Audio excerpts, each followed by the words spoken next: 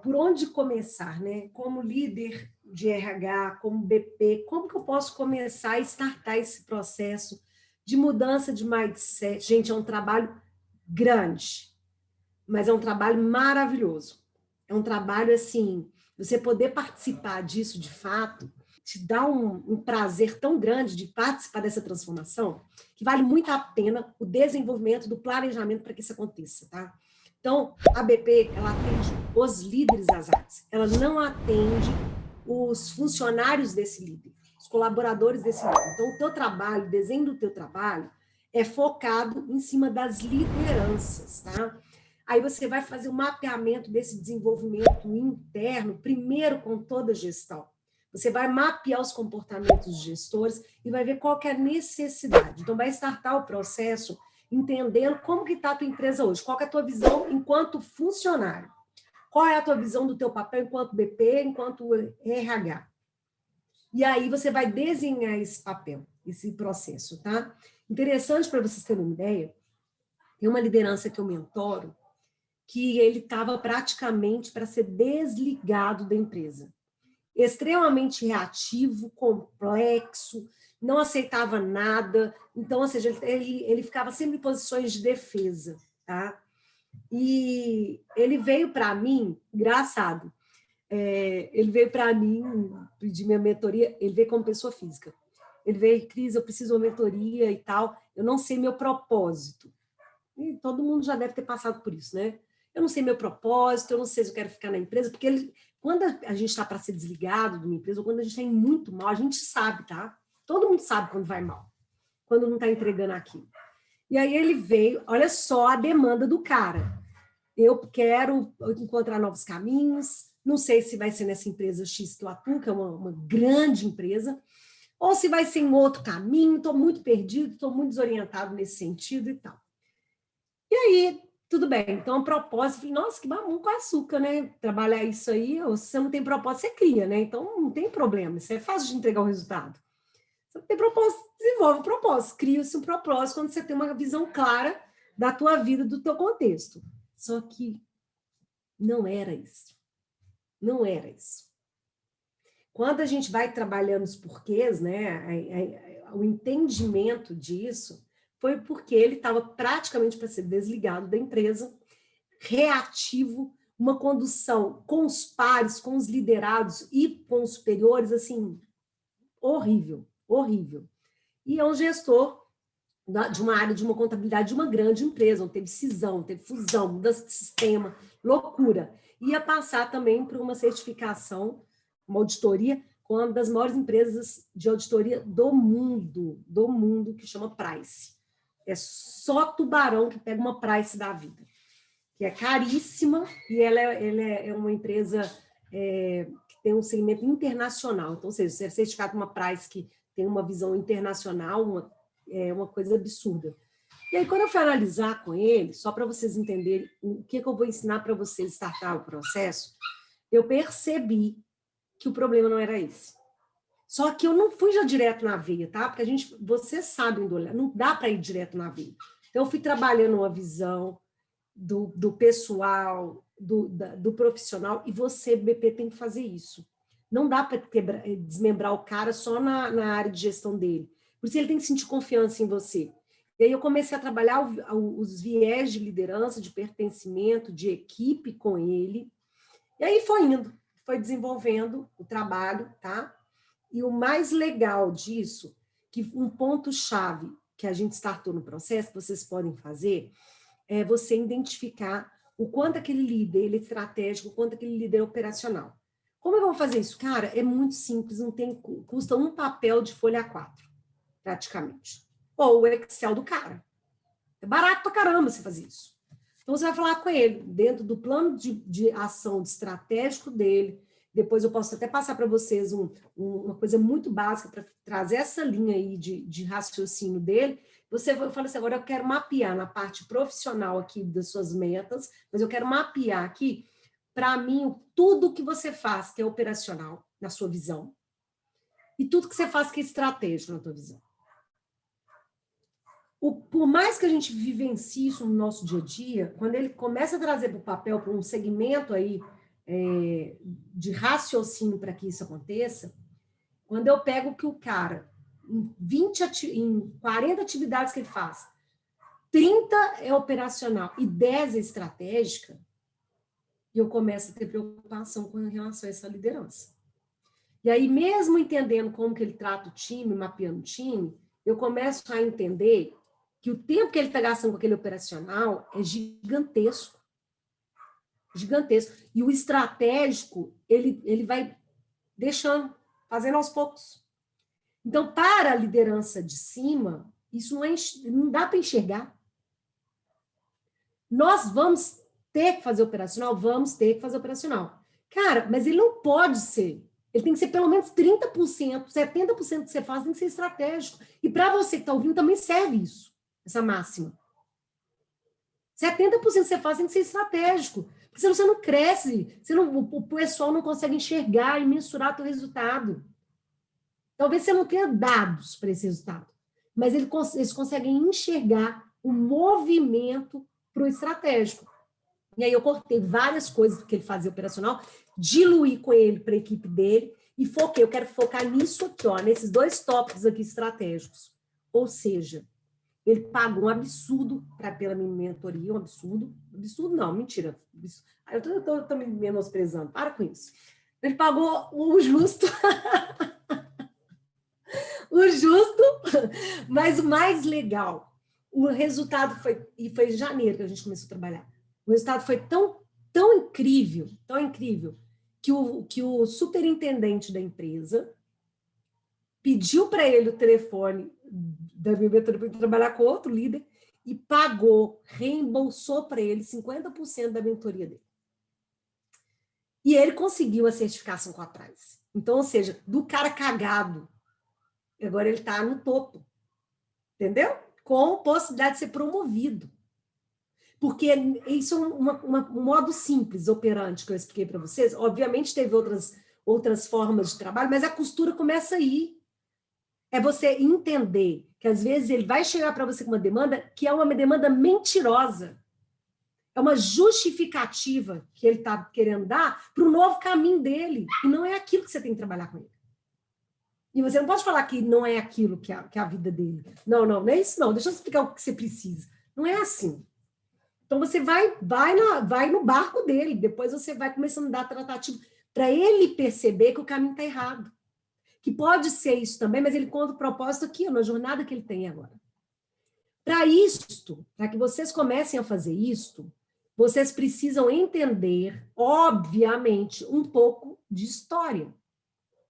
Apresentar isso para as lideranças, criar um projeto master, tá? Criar um projeto master, e você tem que fazer com que eles entendam como muda o mindset, mostrando para eles um novo mercado, um novo modelo de gestão, o desenvolvimento histórico dessa gestão, né? O que seria uma gestão 3.0?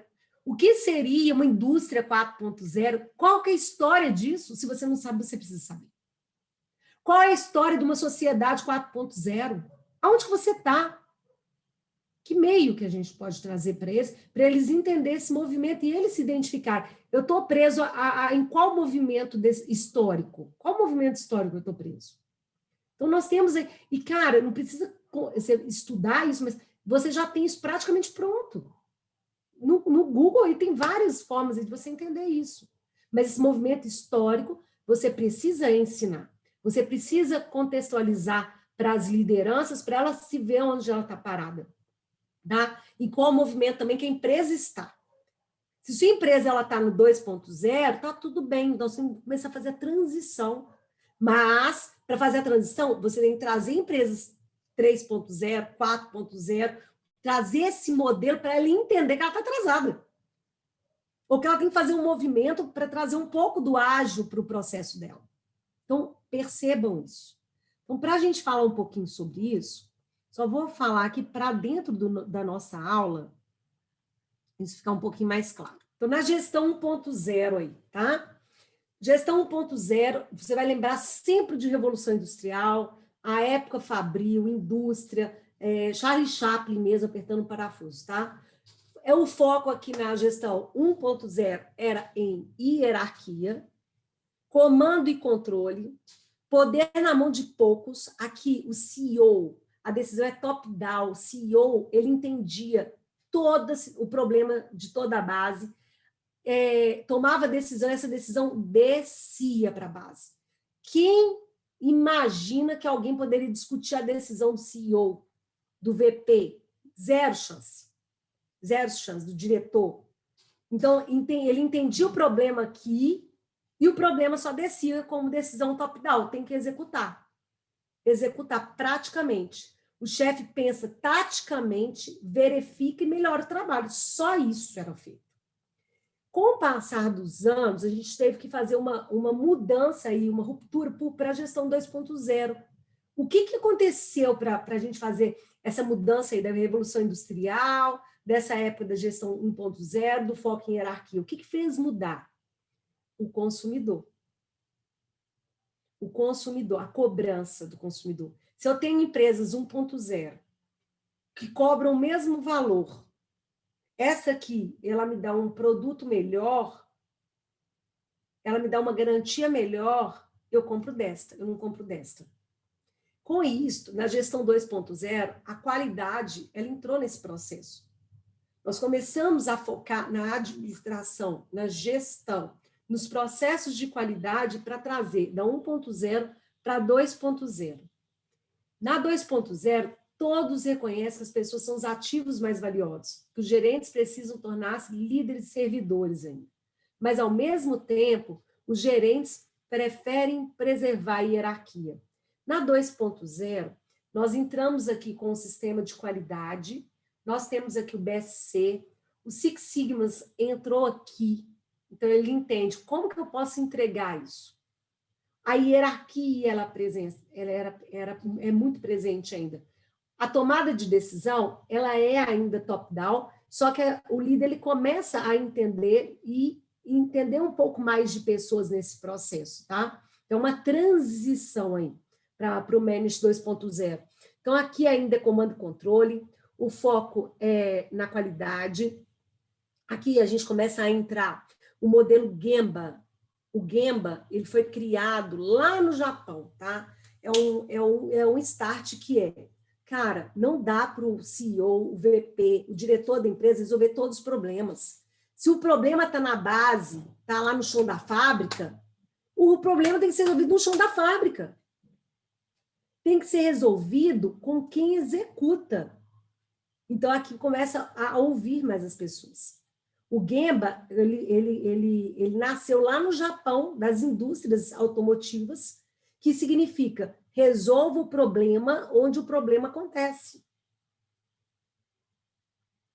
Resolva o problema onde o problema acontece. Então, desce um pouco essa visão de problema e a gente começa a escutar mais.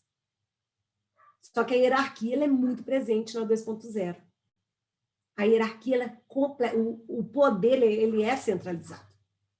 Ele é totalmente centralizado.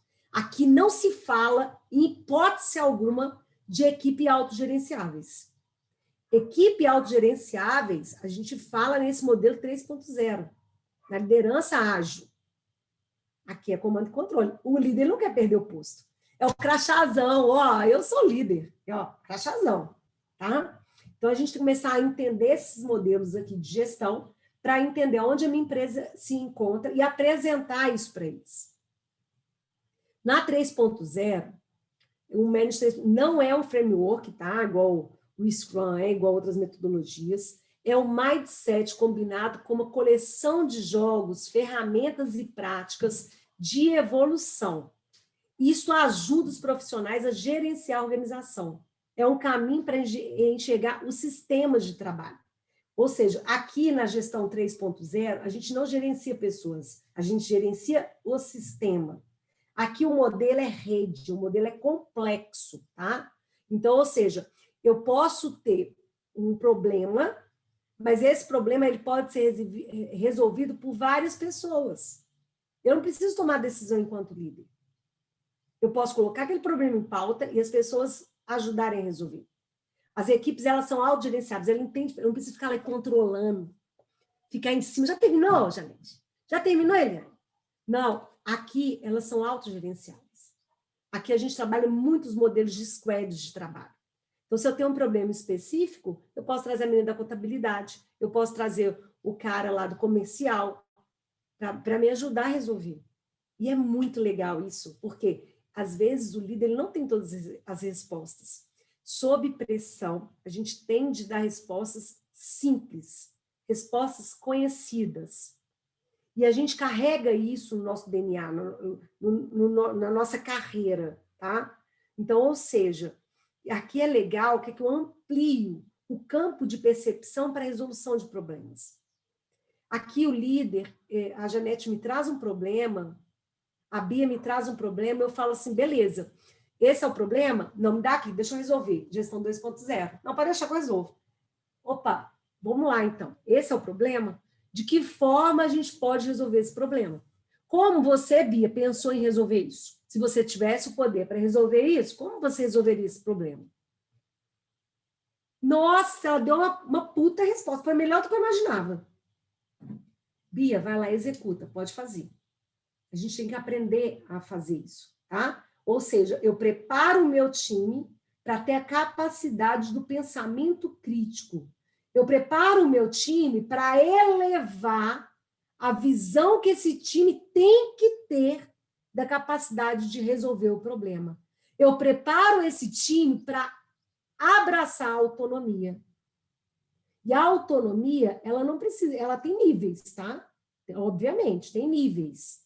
Então, eu tenho que mapear, enquanto líder, o nível que eu estou dando de autonomia para a Eliane, de acordo com a maturidade que ela tem de entrega. Eu tenho que mapear isso com ela. Então, isso aqui você pode resolver.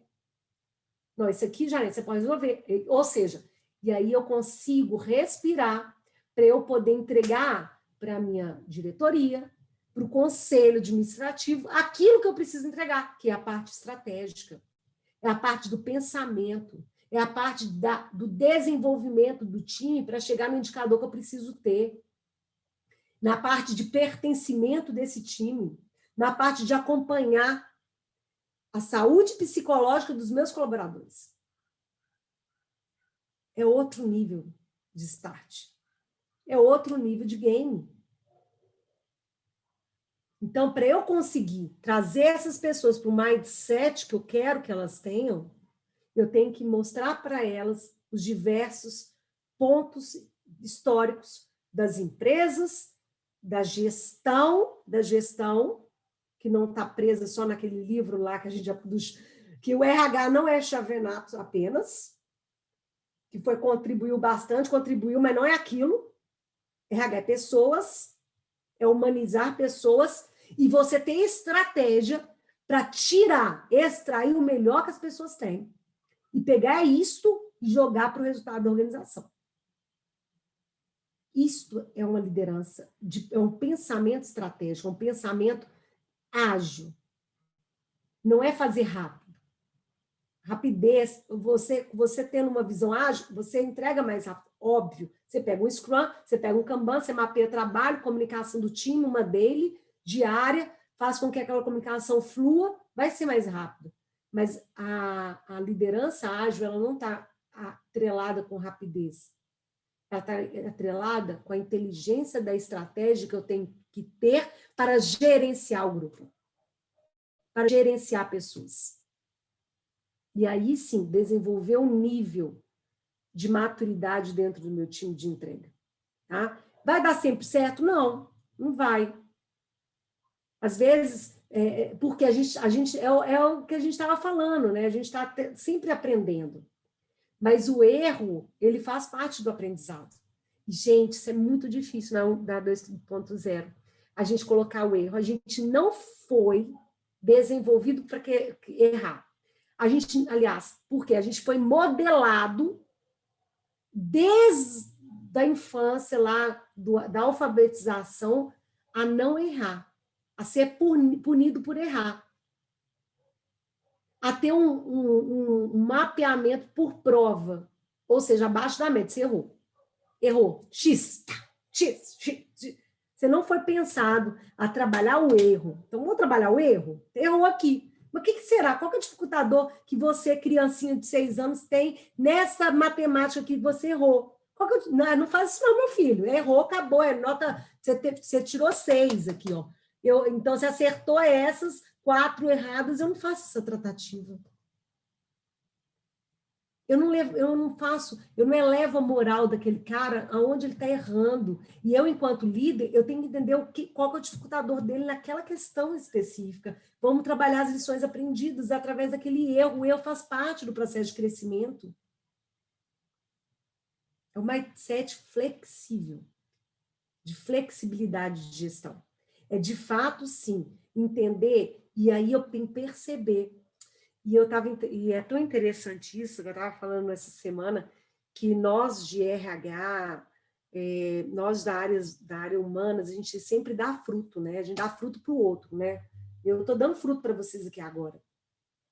Mas, às vezes, a gente tem que parar um pouco e revisitar o nosso autoconhecimento, olhar para a nossa terra, verificar se os adubos estão legais da nossa terra de autoconhecimento mesmo, para a gente continuar dando fruto, senão o nosso fruto não vai ter a mesma qualidade sempre. Então, isso parte da gente. Será que eu consigo me revisitar enquanto BP, enquanto RH, enquanto mulher, enquanto pessoa, enquanto um homem, e entender aonde eu tenho que aprender, aonde eu tenho que ensinar e aonde eu tenho que apoiar aquela liderança? Será que eu sou reativa àquela liderança que é péssima? É péssima liderança. E aí eu pego aquele resultado, como eu já vi vários RHs fazerem, levo por um diretor para massacrar mais ainda aquele líder. Ou falar que aquele líder não serve para a empresa. Será que eu já tentei de tudo antes de fazer um movimento desse? Então, ou seja, a gente às vezes tem que revisitar. E quando a gente revisita, a gente começa a perceber aqui o quanto de verdade eu olho dentro do olho da Janete, o quanto de verdade eu vejo a Berê, das dificuldades, ele olhar no olho daquela pessoa sem pressa. A gente não olha nos olhos das pessoas. Não, eu olho assim, Cris, estou olhando aqui no seu olho. Não, eu olhar sem pressa. Quando eu olho sem pressa, eu percebo o comportamento, eu percebo o movimento que ela tem, eu percebo quanto aquela pessoa precisa de mim. Olhar sem pressa. E às vezes a gente deixa de olhar para a gente mesmo, para as nossas limitações, para os nossos movimentos, e aí eu começo a criar um movimento de incapacidade, não de aprendizagem. O que é a incapacidade do BP? A incapacidade do BP é ele falar, eu não dou conta disso tudo. Eu tenho dificuldade, será que eu vou dar conta? Não sei fazer? Tá tudo bem sentir insegurança no processo. Mas você sentir incapaz no processo é você invalidar e fechar o seu mundo para aquilo que você pode florir. Não sei fazer um diagnóstico, aprendi a fazer, mas não apliquei, meu Deus, não vou conseguir nunca entregar isso. Isso é difícil demais. Isso é um movimento de incapacidade que você está gerando. E isso é muito complexo, porque você tem que revisitar, analisar e falar assim, eu não sei, mas eu vou aprender. Com quem que eu posso aprender? Com quem que eu posso aplicar isso? Com qual líder que é tranquilo de eu começar a criar esse movimento aqui, que eu estou aprendendo, ele está aprendendo, e a gente vai junto nesse ponto, até eu ter uma habilidade, de fato, de sentar até com o presidente da empresa para executar uma tarefa com ele. Então, a gente tem que começar a revisitar. O teu autoconhecimento ele é fundamental para você ter um posicionamento de BP importante. Às vezes, você tem que recolher os frutos, trabalhar teu caule, que é a tua parte forte. Tá? Cuidar da tua terra. Trazer mais conhecimento, adubo para a tua terra, para você voltar a dar frutos. Ou dar frutos com mais qualidade.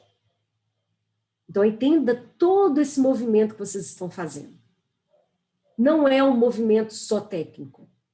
Se você está aqui só para aprender ferramenta técnica de BP, infelizmente felizmente você vai aprender, mas infelizmente pouco você vai aplicar. Porque o que eu tenho que fazer com vocês, e a Elaine tem que fazer com vocês, é preparar o teu caule, a tua terra, para você dar frutos, cara. E eu quero fazer esse movimento com você, para você fazer um movimento com a liderança, para que a liderança faça um movimento com o colaborador. Entendeu? Não quero te dar um pacotinho de ferramenta, senão você não vai saber usar. Você vai usar muito segura, vai deixar lá na caixinha do nada, e na caixinha do nada fica.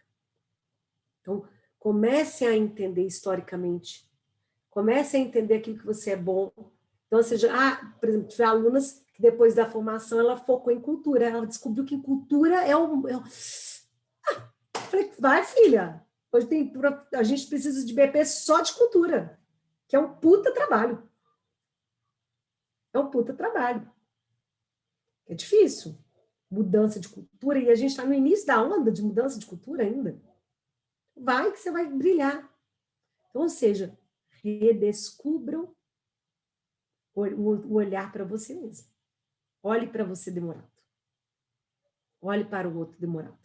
Você vai saber exatamente o que ele precisa dele. Eu pergunto para lideranças, em quantos líderes você lidera? 80! Igual o que eu peguei. 80 liderados. Nossa! Agora eu vou trocar de papel com você. Você tem que me ensinar como liderar 80 pessoas. Vou trocar de papel com você. Aí ele ficou assim com aquela cara sem entender.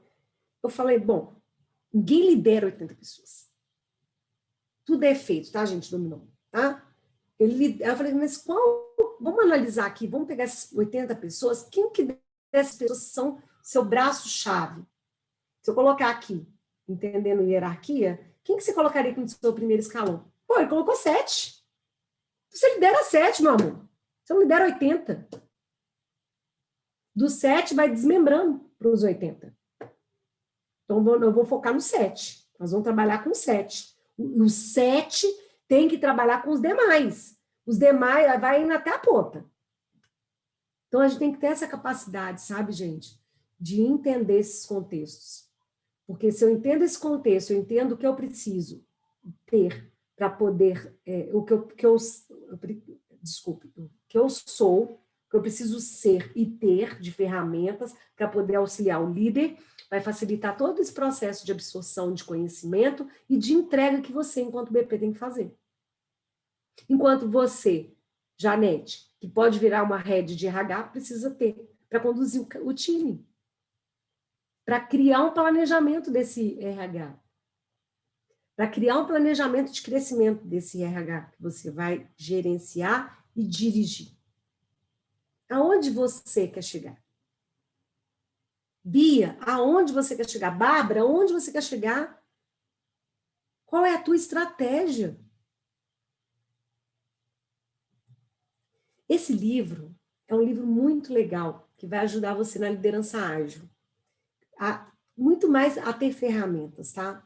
A mudar um pouquinho esse modelo de pensar para a liderança ágil, para a liderança flexível, para o autogerenciamento de times. Então, é um livro do Will Rapelo que eu indico bastante, tá? Nós temos até uma formação do Manage 3.0, mas eu já trouxe alguns conceitos do Manage 3.0 aqui para vocês, que vão ajudar a criar uma criatividade, a ideias, a fomentar ideias para vocês exatamente atuarem. Vamos falar um pouquinho aqui do Will Rapelo para vocês conhecerem. Aqui ele fala, do Will Rapelo, ele está falando aqui muito dos mapas mentais. Como conhecer o time? É uma das outras ferramentas, tá? Só mostrar para você, ver se você consegue passar aqui pelo menos os mapas mentais. Para quem sabe inglês é tranquilo, mas quem não sabe fica mais difícil. Aqui ele está trabalhando, falando do mapa mental. Como conhecer os times, que é um dos modelos. Ele falou aqui dentro desse vídeo que ele começou a pensar em como trabalhar o conhecimento, manter o conhecimento do time, esse pertencimento do time, principalmente nas equipes híbridas. Então, ele traz muito mapa mental, que é uma das ferramentas que ele usa na própria formação do Manage 3.0, que eu trago a cara da Cristiane para vocês. Então, eu vou pôr lá, vou trabalhar com o time se conhece pouco, é um time pouco integrado. Então, eu ponho minha cara, e aí ele traz o mapa mental. Então, no mapa mental, ele faz algumas perguntas específicas em termos de profissional, em termos de educação, formação educacional, ele faz uma parte de hobby, ele faz uma parte de família, ele faz uma parte de criatividade, enfim, que você gosta de fazer quando você não está trabalhando. Então, ele cria um mapa mental, tá? E aí, esse mapa mental, ele percebe que é uma técnica muito legal. A gente até usa no início de treinamento para integração, mas que é uma técnica muito legal, porque às vezes o líder, ele não sabe nem o nome do marido da Carol. Ele não sabe que a Carol tem um filho. Ele não sabe que a Carol ajuda lá na Igreja Católica, faz trabalhos comunitários, porque a Carol é minha cliente. Então, se eu estou próxima, conhecendo um pouco dela, eu participo um pouco mais dela. O líder, ele tem que conhecer o time dele. Ele tem que conhecer o time dele. Também é fácil, né? Então, ou seja, é interessante que o líder esteja próximo para conhecer um pouco mais da história. Porque eu conhecendo a história daquele sujeito, daquela sujeita, eu consigo entender os padrões de comportamento que ela me traz. Eu tenho um olhar mais humanizado para ela. E aí é legal isso, às vezes, fazer dentro do time. Então, eu tenho aqui na minha sala 8 pessoas. Então, a gente vai fazer hoje o modelo, o mapa mental de cada um de vocês. Então, eu quero isso. Você cria um trem muito legal, um dashboard lá, uma gestão à vista lá no setor, onde tem a carinha da Carol, coordenadora aqui de RH, e aí tem o que a Carol a Carol gosta. Então, todo mundo que revisita ali vai saber um pouco mais de quem é a Carol. Hoje a gente é um ser integral. Isso é muito legal. Então, ele fala muito disso como um modelo de conhecimento e trazer o time para próximo, tá? Então, ele usa o mapa mental. Eu vou mandar para vocês. E ele tem um vídeo dele também falando do que é esse movimento da gestão 3.0.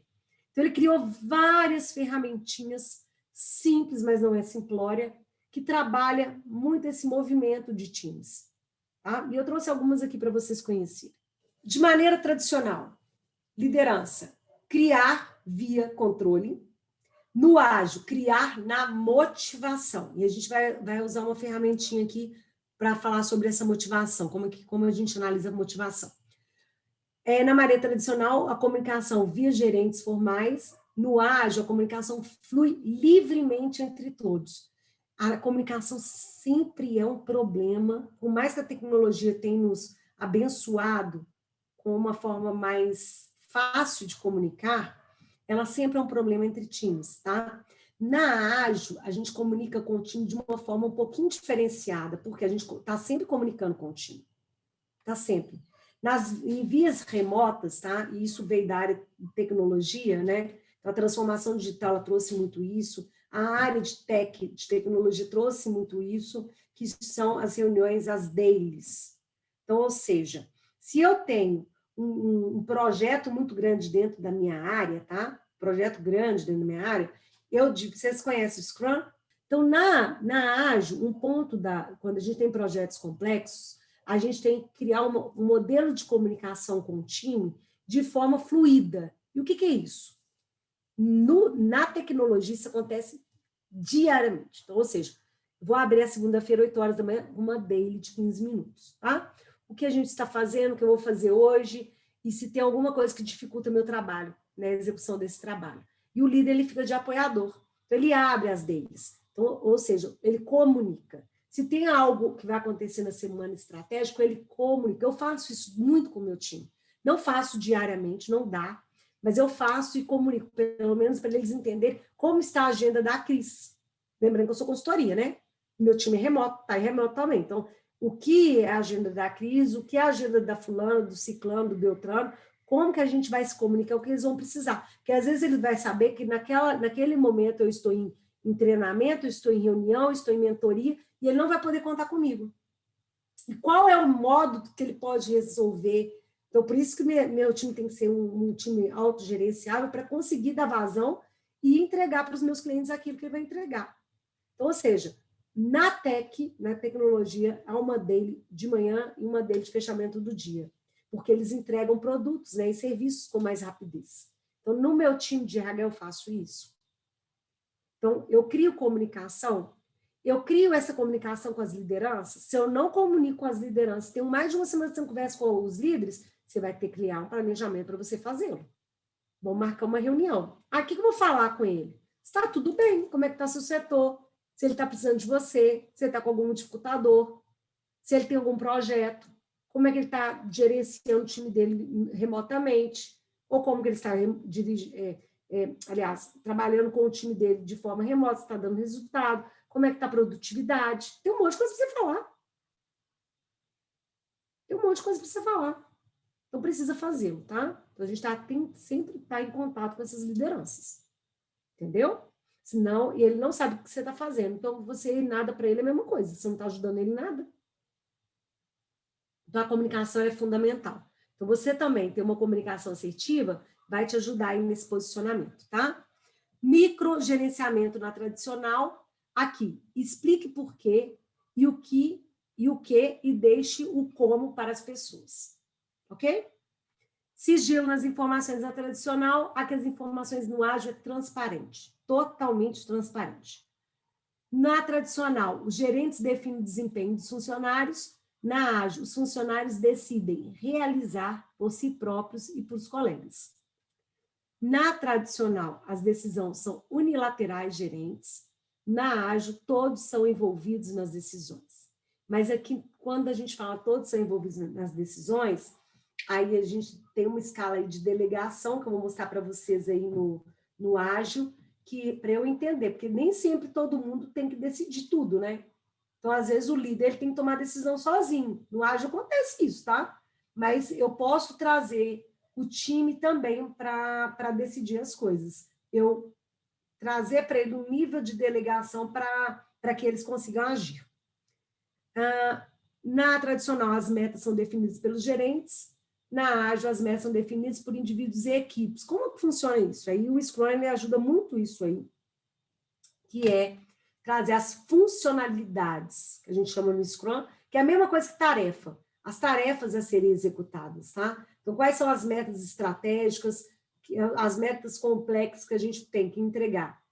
Importante, urgente, importante, e se der, a gente executa, tá? Então, aí a gente começa a trabalhar isso dentro da visão de times.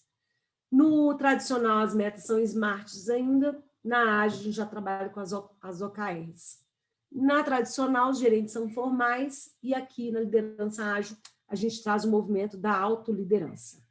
Competências necessárias para o líder ágil aí é a visão, empatia, a visão de inovação, tomada de decisão e a visão de execução. Tá? Então, são as competências que a gente trabalha na liderança ágil. Na liderança ágil, a gente tem esse tripé que é muito importante, tá? Compreendendo o feed no todo o contexto, aí a gente trabalha os feeds culturais da empresa, os feeds culturais do setor, porque o setor, às vezes, ele tem uma cultura muito particular, tá? Que às vezes converge ou diverge da organização. Você tem que ter esse olhar.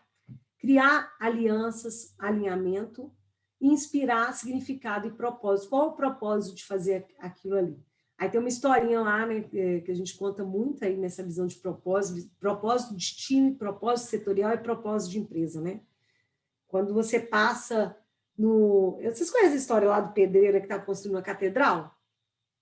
Que é essa visão de inspiração, significado e propósito? Aquela história que a pessoa sempre passa na mesma rua e, de repente, naquele lote vago onde ela estava passando, começa a construir algo e ela fica curiosa, ela pergunta para o pedreiro, o que você está construindo aí? Não, eu estou alinhando os tijolos apenas. Aí ele, não satisfeito, no outro dia pergunta para um outro pedreiro, o que você está construindo? Não, eu estou levantando uma parede. Não satisfeito, no terceiro dia pergunta para o outro pedreiro, o que você está construindo? Eu estou ajudando a construir uma catedral. Então, as pessoas, às vezes, ela é míope em relação àquilo que ela executa, né? Ela não entende o propósito. A gente tem que, no ágil, inspirar, trazer significado para a execução do trabalho e trazer o propósito. Quando as pessoas trabalham por propósito, a performance delas é muito maior, o engajamento delas é muito maior. Então, nós temos aí uma visão de alinhamento aí e autonomia, tá? Então, quanto maior o alinhamento, maior pertencimento o time vai ter. Então, a gente tem que trabalhar sempre em alinhamento alto e autonomia alta. Quando o alinhamento do time é baixo e a autonomia é baixa, a desmotivação do time. Quando o alinhamento é alto e a autonomia é baixa, olha o líder aí, ó, esse carão aí é o líder. Nós precisamos atravessar o rio. Construam a ponte. O alinhamento é claro, é alto, mas a autonomia da execução é baixa. Quando a gente traz um alinhamento, a autonomia alta e alinhamento baixo, eu espero que alguém esteja trabalhando no problema do rio. A autonomia é alta. Alguém tem que trabalhar, alguém tem que fazer aí e resolver o problema aí de como atravessar o rio.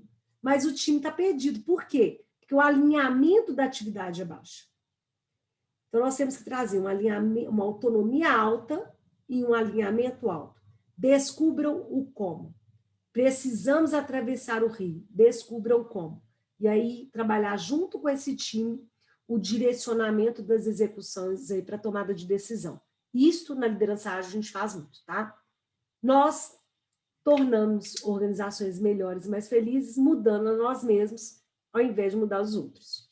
Quando as pessoas não se concentram em melhorar a si mesmas, não é de se admirar que elas sempre se queixem uma das outras. Então, quando você vê que o time está muito em conflito, muita confusão naquele setor, você tem que mapear a liderança e tem que mapear o time também.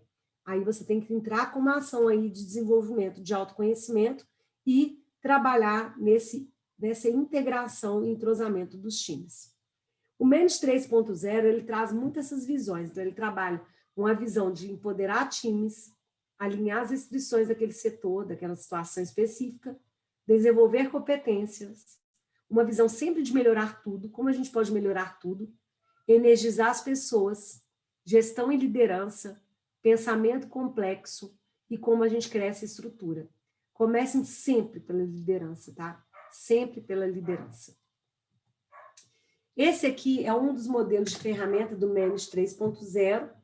Depois eu passo para vocês, que a gente trabalha para feedback, né? Feedback constante de times e entrosamento de times, tá? Que legal isso aí. Você corta vários kudos, eles chamam de kudos, e aqui eu trouxe alguns, mas tem vários de várias coisas. Tem um kudo de agradecimento, e esses kudos, eles ficam espalhados na empresa inteira, nos setores inteiros da empresa. Então, por exemplo, se a Bia faz um favor para mim, que eu não esperava, me ajuda, eu pego um kudo e escrevo para ela e prego lá na parede, lá dos kudos, entendeu? Eu não necessariamente entrego direto para ela, eu coloco lá agradecendo. Então, há vários kudos nas empresas, eu posso fazer isso como gestão à vista, ou eu posso deixar na mesa da pessoa, vai depender da estrutura da empresa. Então, agradecimento, ou uma pessoa foi promovida, então, ou seja, a gente começa a criar feedbacks constantes dentro da empresa, agradecimentos constantes. Então, a gente começa a energizar esse time através de uma ferramenta simples chamada kudo. Então, tem vários tipos de kudos que vocês podem criar, e esses kudos são entregues, sempre deixado numa área específica para os kudos, ou dentro dos setores para que isso aconteça. Esse é o modelo do kudo, de um kudo que mandou bem. Alice, você foi muito bem no período em que trabalhamos juntos, aprendi muito com você, abraço, Daniel. Então, a gente começa a fomentar uma cultura de feedback constante, de agradecimento constante e de uma integração muito forte dentro dos times, tá? E movimento é muito, muito legal. Para quem não... Uma coisa simples, vai gastar só tinta colorida, porque é legal que seja colorido, tá? Se você me dá preto e branco, isso, pelo amor de Deus, é uma economia de bobagem. Então, você coloca vários kudos e começa a criar um movimento na empresa desse agradecimento, de compartilhamento, de integração, de reconhecimento. Tá? É bem interessante. Então, esse aqui é um deles. Nós temos aqui também, dentro dessas ferramentas aí, que é muito legal, essa é uma ferramenta de motivação. Como é que a gente faz com essa ferramenta, tá? Você vai pegar essa ferramenta aí. Nós entendemos na liderança ágil, e aí eu vou contar um caso para vocês. que é bem interessante. Deixa eu voltar aqui, só contar o caso. No motivação. Eu tenho uma empresa cliente minha que ela criou um projeto para a equipe de vendas. E, na época, ela patrocinava o Clube Atlético Mineiro, o Cruzeiro. Ela patrocinava, então ela, como patrocinadora do time, ela ganhava o quê? Vários ingressos, né? Lógico. Aí, o que ela criou? Uma puta ação. Vamos criar uma ação, então vamos colocar isso aqui para o time de vendas. Então, esse time de vendas, quando bater a meta, ele vai ganhar o ingresso do Cruzeiro ou o ingresso do Atlético, tá? Mas aí, ela pegou, então ela fez essa ação dos motivadores, vou motivar o time de vendas, né? E esse time de vendas é um time misto, tá? Tem homens, tem mulheres, por aí vai. Então, se bater a meta, nós vamos entregar o ingresso do time aí para ele, um acompanhante para participar do time do jogo aí do Cruzeiro e do Atlético. Nós estamos falando aqui de Minas, tá, gente? É uma empresa regional aqui de Minas. Gente, eu ri tanto, quando eu fui dar treinamento para esse pessoal, eu ri tanto quando eles me contaram, porque eu fui justamente aplicar essa ferramenta de motivadores. Então, você pega essa cartelinha que eu vou mostrar para vocês, e aí você vai dar uma para cada pessoa do time. Então, eu estou dando uma para a Berê, uma para a Carol, uma para a Carol Carvalho, para a Jéssica, para a Denise. E aí eu quero que você mapeie os seus motivadores. Então, nós temos vários motivadores aqui. Eu quero que você coloque eles em ordem de hierarquia desses motivadores. Cada pessoa tem uma forma de se motivar.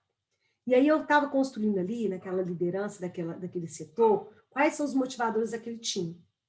Tá? Então, se a gente está trabalhando no time de vendas, quais são os motivadores do time de vendas? Então, vamos supor que nós todos aqui somos do time de vendas. Eu mapeei aqui todos os motivadores por ordem da minha hierarquia de valores. E aí, da Cris é esse. O da Bárbara é esse. Não podemos colocar todo mundo no pacotão e sacudir. Quando eu entendo e faço esse exercício dos motivadores, eu entendo que a Cris, esse motivador aqui é importante. Mas para a Bárbara não é. Não tem nada a ver com a Bárbara. A da Bárbara é outro motivador. E aí, quando eu faço mapeamento, eu faço um programa mais personalizado de motivação. Eu percebo. Então, essa empresa, ela deu um maior tiro no pé. Por quê? O que aconteceu? Dentro do time dela, praticamente 40% só gostava de futebol.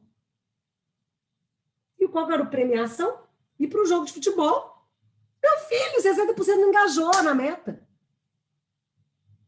60% não engajou. Eu ri na hora, gente, porque eles me contaram isso. Eu falei assim, porque eles viram quando a gente fez a técnica desse motivadores, né? Quais são os motivadores? E aí a gente fez um painel do time. Quais são os motivadores principais do time? E aí o gerente, ele, agora eu entendi. O que motiva um não motiva necessariamente o outro. Então, quando você entende esse movimento, você cria níveis ou de recompensa ou de padrões de motivação que atenda a demanda daquele time. Então, eu trouxe essa ferramenta e é assim que aplica ela, simples assim. Você vai, tá todo mundo vendo a ferramenta? Então, aqui, nós temos esses níveis e você vai colocar qual que é o nível de hierarquia. Cris, primeiro é status. Não, a meta é super importante. Então, primeiro status, meta, depois é honra, ou é poder. Então, você vai criar dentro daquele time qual é a hierarquia. Você vai mapear, então, para a Eliane, que tem vários, né? Nós temos aqui 1, 2, 3, 4, 5, 6, 7, 8, 9, 10, tá? Então, e aí você vai entregar, a Eliane vai colocar pelo menos os 4 primeiros da hierarquia dela, ou os 3 primeiros, e aí você vai mapear. Então, a Eliane Costa, primeiro, os motivadores dela estão em relação a status, segundo, meta, e terceiro, honra. Então, eu, enquanto líder, eu preciso entender os motivadores do meu time para criar sempre uma visão aí de entrega, se não for só de recompensa, mas trazer para tarefas ali que geram valor dentro dos motivadores dela. Senão, não dá certo. Então, você imprime isso, corta os quadradinhos, tá? Os 10 quadradinhos, e entrega um joguinho para cada time, para eles elencarem aí a ordem dos motivadores, para você entender os motivadores. Você vai atender a liderança. Você vai pegar, vai cortar os quadradinhos, vai colocar no pacotinho. Vamos fazer aqui para me entender os seus motivadores. Faz aí para mim a ordem dos seus motivadores. Aí, para o líder, você tem que saber do primeiro ao último. Do primeiro ao último. Então, todos os impactos de projetos que você vai trabalhar com aquela liderança, você vai entender quais são os motivadores que ele tem. A hierarquia dos valores dos motivadores dele. É fantástico, tá? Então, aqui tem explicando o que é cada um.